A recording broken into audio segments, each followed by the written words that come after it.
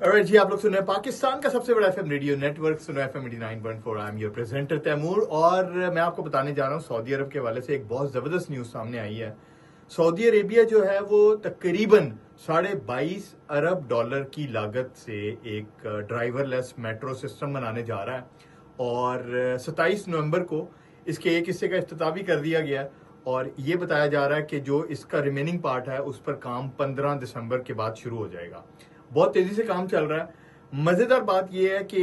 इस सिस्टम को बनाने के लिए जो है वो गैर मुल्की लोगों की एक बहुत बड़ी टीम भी शामिल है और मकसद इसका यही है कि रोड्स के ऊपर जो ट्रैफिक लोड है उसको कम किया जाए, लोगों को तेज सफर करने की सहूलत फराहम की जाए और सस्ता सफर मिल जाए। ये तमाम वो चीजें हैं जो कि एक आम आदमी को अपनी जिंदगी में ट्रैवल करने के लिए बहुत जरूरी चाहिए होती हैं। सो देखते हैं, पाकिस्तान में आपको पता है कि ऑरेंज ट्रेन सिस्टम चल रहा है, लेकिन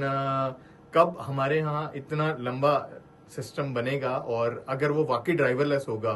तो किस तरह से एक आम आदमी को उसका फायदा होगा। दूसरी चीज जो अहम है वो ये है कि इस पूरे सिस्टम के लिए सोलर प्लेट्स का इस्तेमाल भी किया जा रहा है ताकि इस मंसूबे पर जो बिजली खर्च हो रही है उसका 20 से 25% हिस्सा जो है वो प्रोड्यूस किया जा सके।